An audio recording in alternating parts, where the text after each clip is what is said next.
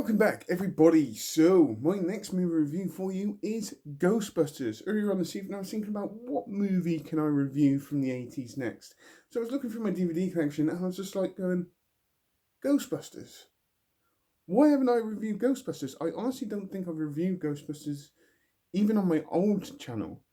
And I was like, why haven't I done this yet? I am involved in the paranormal, so why haven't I done this movie review yet? So here it is. So Ghostbusters is one of my favourite movies from the 80s. I have a lot of love for 80s movies anyway, but this one I do hold quite a special place in my heart. I grew up with the cartoon, fell in love with the cartoon. I remember the first time I watched this movie, and I believe we even rented it on video from the video shop in the local town. And I swear to God, I was going in there every weekend to rent that out. This is how much I actually just love this movie. There's so many reasons why I love this movie. Obviously, I got the majority of the love from the cartoon because I watched the cartoon before I actually watched the movie. I remember that very, very clearly. And I just fell in love with it. You know, and there's so much to love about this movie. It's just a great, enjoyable, family, entertaining watch. And this is one of the reasons why I love watching this movie. So, Ghostbusters stars Bill Murray as Dr. Peter Venkman. We also got Dan Aykroyd. I nearly forgot the name there. Dan Aykroyd as Dr. Ray Stantz. We also got Harold Ramis or Raimi Ramis.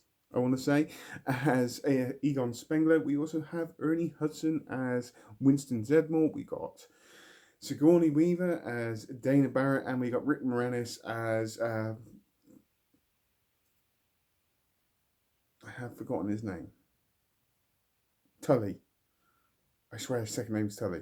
Anyway, so we've got this cast, and this is one of these movies where I would just love to be in that room where somebody's pitching the idea to producers or a production company, and they're just going, yeah, so this movie.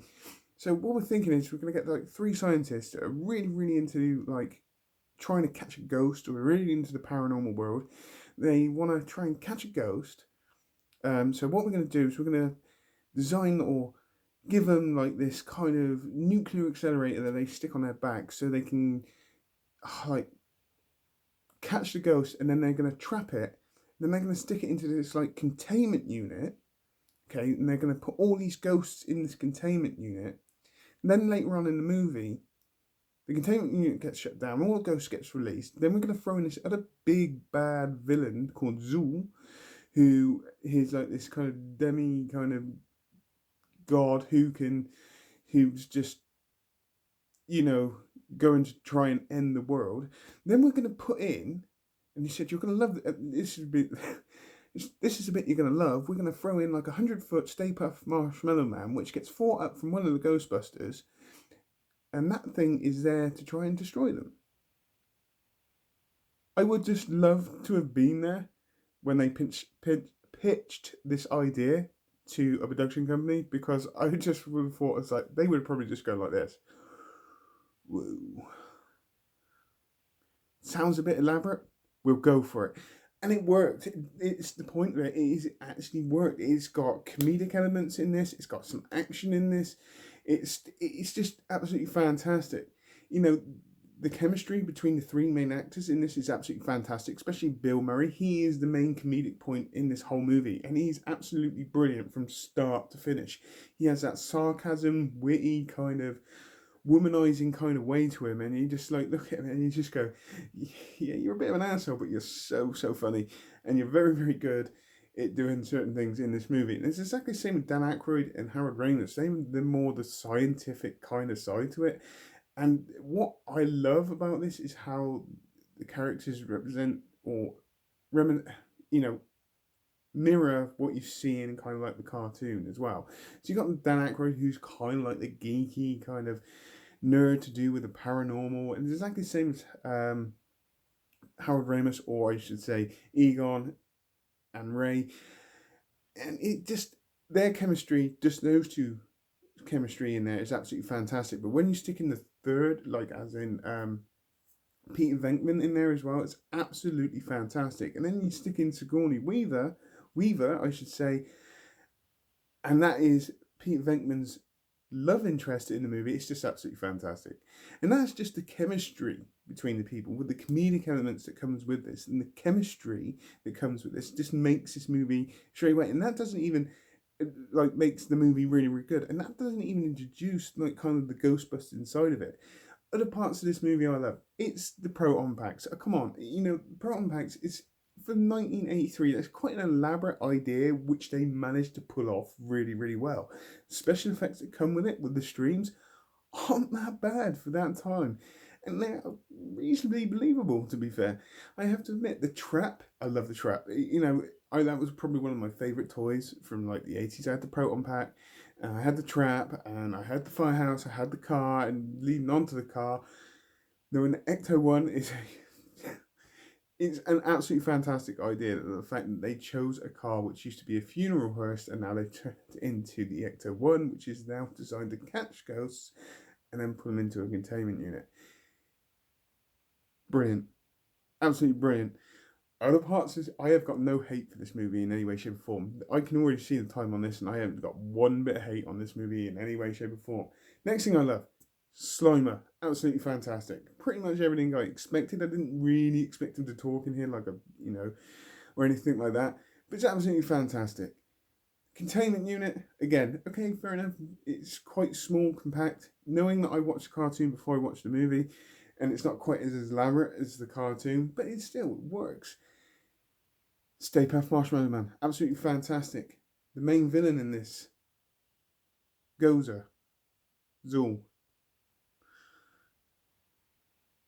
I think I got that wrong. I can't 100% sure. Either way, the main villain in this, you don't get to see until the very end of the movie. And she carries such an extremely creepy vibe, and especially with those like kind of terror dogs in there, you're just like going, ooh, that's just taking like a bit of a creepy turn. It's not scary in any way, shape, or form. It's just got that kind of creepy tone to it, especially knowing that they're trying to take over the world, and then they conjure up this big Stay Puft Marshmallow Man and all that kind of stuff. Is absolutely fantastic. Other points in this movie, I like the storyline in this. It's not hard to follow, it's not complicated. It is pretty much laid out in front of you. Three guys want to catch a ghost, they want to start their own business, they got proton packs, they go and trap a ghost. Obviously, New York City get wind of these kind of Ghostbusters. You get a great montage of them catching ghosts, and then of course like the environment agencies and all that kind of stuff starting to get involved because they think it's toxic, and then basically leads to the point of the big dramatic end at the end of the movie. Fantastic.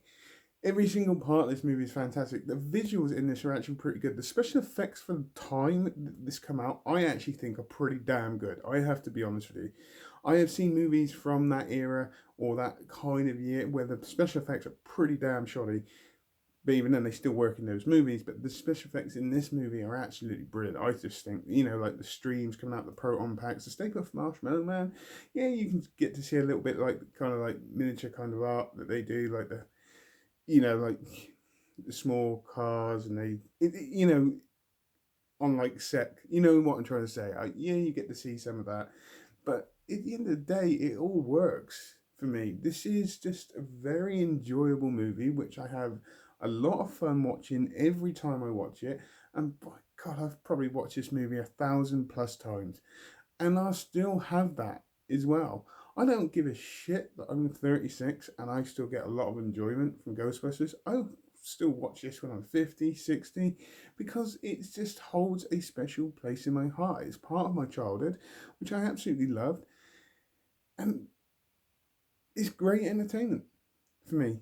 So, if I was to give this movie a rating, it would always get a 10 out of 10. For all the reasons, the chemistry on screen between the three main actors and Bill Murray's chemistry with Sigourney Weaver in this as well. The visuals, the special effects, the storyline, it's still all of it. Every single bit of it.